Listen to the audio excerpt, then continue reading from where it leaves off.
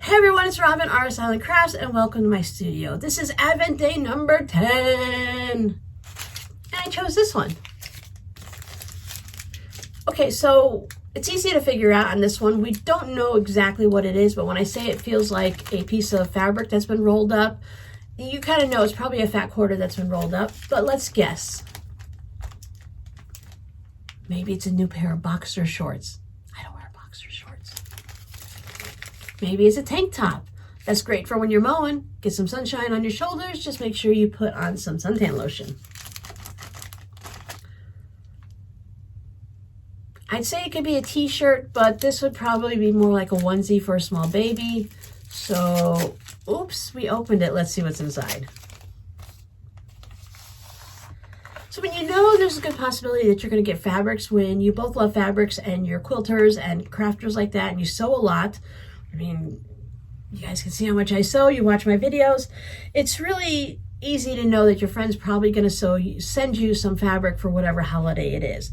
But what the thing is you really don't know what it is. So what it is this gorgeous border type fabric. And I think this is wonderful because I can easily turn this into, put it in for like the center of a tote bag. So there's 1, 2, 3, 4. And it's really beautiful with those colors, just that little bit of green and the pink just popping off against the black and everything like that. It's such a pretty fabric.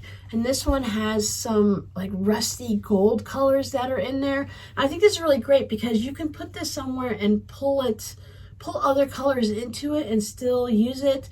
I could use it with some of my butterfly fabric or other flower fabric.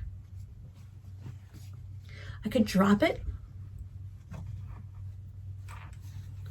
So I think this is a really great starter piece that you can let your imagination go and see where you can go, or you can use it on the border of a small wall hanging or quilt or something like that.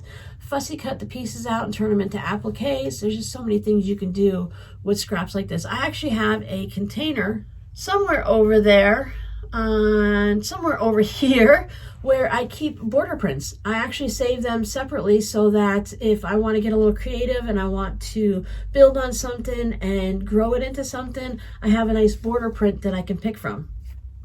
So thank you, my friend. Come on back tomorrow and see what else I open.